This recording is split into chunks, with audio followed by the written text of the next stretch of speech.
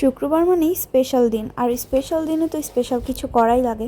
Hello everyone, আসসালামু আলাইকুম। আমি Amena, welcome to my channel Amena's diary. সকাল থেকে দুপুর পর্যন্ত আমার দিনটি কেমন যায় তাই আজকে আপনাদের সাথে শেয়ার করব। প্রতিদিন সকালবেলা আমার ঘরের অবস্থা একদম খারাপ থাকে, জানি না কেন, হয়তো তাড়াহুড়ায় কোনো কিছু ঠিক মতো রাখা হয় না, তাই হয়তো সবকিছু এলোমেলো হয়ে থাকে। কারণ ঘুম থেকে উঠে আমার হাজবেন্ডের জন্য টুকিটাকি কিছু নাস্তা তৈরি করে দিই, আর সে ওটা খেয়ে কাজে চলে যায়, আর তারপরে শুরু হয় আমার প্রতিদিনের রুটিন। তো প্রথমে আমি ঘরটাকে গুছিয়ে নেই। আমার অন্ধকার জিনিসটা একদমই ভালো লাগে না। আমি চাই আমার রুমে যেন সবসময় আলো বাতাস যাওয়া আসা করে।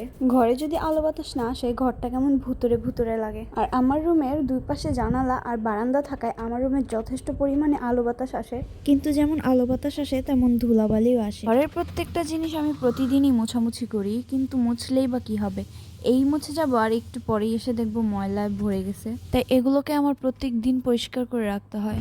বিয়ের আগে আমি রান্না বান্না একদমই করতাম না, কিন্তু মাঝে মধ্যে ঘর দুয়ার পরিষ্কার করে রাখতাম, আর বিশেষ করে শুক্রবার দিন, কারণ সপ্তাহে 6 দিনই আমি টিউশন করাতাম, আর এমনিতেও পড়াশোনা নিয়ে একটু ব্যস্তই থাকতাম, তাই শুক্রবারটা একটু কাজ করতাম। আর রুম ঝাড়ু দিতে দিতে এখানে একটা কাগজ পাই, যেখানে আমার হাজবেন্ড লিখছিল আমার জন্য যে শেষ নিঃশ্বাস অব্দি মনে রেখো। তো যাই হোক, আমার রুম ঝাড়ু দেওয়া শেষ, আর আমার রুমটাও একদম গুছানো কমপ্লিট হয়ে গেছে। এখন কতটা সুন্দর লাগতেছে। তো তারপর আমি কাজ শেষ করে বারান্দায় গিয়ে অনেকক্ষণ সময় কাটাই। আমার বারান্দায় বসে থাকতে ভালোই লাগে। অনেকক্ষণ বারান্দায় বসে থাকার পর এখন আমি চলে যাব রান্না করতে। আর শুরুতেই বলছিলাম আজকে শুক্রবার মানেই মুসলমান বা বাঙালিদের বিশেষ দিন, আর শুক্রবারে অন্য দিনের থেকে একটু ভালো কিছু তো রান্না করতেই হয়। তো আজকে আমি রান্না করব পোলাও। যাই হোক, মজা করলাম। পোলাও রান্না করব, আর পোলাওয়ের সাথে আমি ডিমটাকে সিদ্ধ করে নিছি, আর সিদ্ধ করে এখন একটু তেলে ভেজে নেব, আর এর সাথে আমি কিছু পেঁয়াজ বেরেস্তা করে নেব। এটাকে কোনো রেসিপি বলা যায় না, কিন্তু এটা পোলাওয়ের সাথে খেতে এত বেশি মজা লাগে, আপনারা না খেলে বুঝবেনই না। এইদিকে তো একটা ডিম পুরোই ভেঙে গেল। অনেক দিন আগে আমি আমার একটা আন্টির বাসায় বেড়াইতে গেছিলাম, তো সেখানে আন্টি এটা রান্না করছিল, আমার খেয়ে অনেক ভালো লাগছে। তার জন্য আমি এখন পোলাও রান্না করলে ডিম সিদ্ধের ভাজাটা রাখি।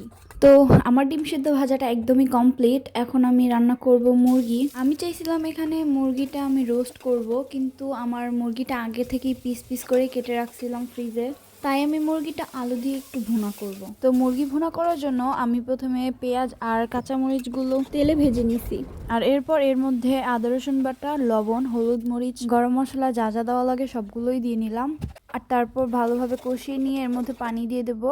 মশলাগুলো ভালোভাবে কষানো হলে এর মধ্যে টমেটো আর আলু দিয়ে একটু নাড়াচাড়া দিয়ে এর মধ্যে দিয়ে দেবো মাংসগুলো, আর মাংসগুলো দেওয়ার পর ভালোভাবে নেড়ে চেড়ে এটা ঢেকে রাখবো। ঢেকে রাখার ফলে মাংসগুলো তাড়াতাড়ি সিদ্ধ হয়ে যায়। তো মাংসগুলো কষানো হয়ে গেলে আমি এর মধ্যে পরিমাণ মতো পানি দিয়ে আবার ঢেকে নেব। আর আমার মুরগি রান্নাটা একদম কমপ্লিট হয়ে গেছে, আর এখন আমি উপর দিয়ে জিরের গুঁড়োটা দিয়ে দেব। জিরের গুঁড়োর ফ্লেভারটা আমার কাছে অনেক ভালো লাগে। তো মুরগি রান্না তো কমপ্লিট, এখন আমি আবার রান্না করব চিংড়ি মাছের মালাইকারি। চিংড়ি মাছের মালাইকারি আমার কাছে অনেক ভালো লাগে, আমার অনেক পছন্দের রান্না, যেটা পোলাও দিয়ে খেতে অনেক ভালো লাগে। বিয়ের আগে তো আমি কোনো রান্নাই পারতাম না, তাই বিয়ের পর আস্তে আস্তে ইউটিউব দেখে আমার সবকিছু শেখা। আর শুক্রবার হলেই আমি নতুন নতুন কিছু রান্না করার চেষ্টা করতাম, আর আমার হাজবেন্ড তো আছেই আমার রিভিউ দেওয়ার জন্য। আমার হাজবেন্ড সবসময় আমাকে অনেস্ট রিভিউটাই দেয়। সেও আমার কাছে নতুন নতুন রেসিপি খাওয়ার জন্য আবদার করে। তার এই নতুন নতুন আবদারের জন্যই আমার নতুন নতুন রান্না করা শেখা। আমারও তাকে খাওয়াতে ভালোই লাগে রান্না করে। কথায় কথায় আমার কিন্তু চিংড়ি মাছের মালাইকারিটা রান্না করা একদম কমপ্লিট হয়ে গেছে। আমি জাস্ট আমার মতো সহজ করেই রান্নাটা করি। এই রেসিপিটা একদমই সহজ। এখানে শুধু আমি হলুদটা স্কিপ করছি আর দুধ অ্যাড করছি। আপনারা চাইলে এখানে আরো কিছু মশলা আর টক দই অ্যাড করতে পারেন, আমার কাছে এটাই বেস্ট লাগে। যাই হোক, এখন আসি মেন রান্নায়, যেটা ছাড়া সবগুলোই ইনকমপ্লিট, আর সেটা হচ্ছে সবার প্রিয় পোলাও। আবার ভুল করতেছি, পোলাও। আসলে অনলাইনে এত পোলাও পোলাও শুনতে শুনতে এখন আর আমার মুখে পোলাওটাই আসে না। প্রথমে তো আমি ভাবছিলাম এটা হয়তো কোনো অন্য খাবারের নাম, কিন্তু যখন আমি শুনলাম পোলাওকেই ঢং করে পোলাও বলা হয়েছে, তখন আমার খুবই হাসি পাইছিল।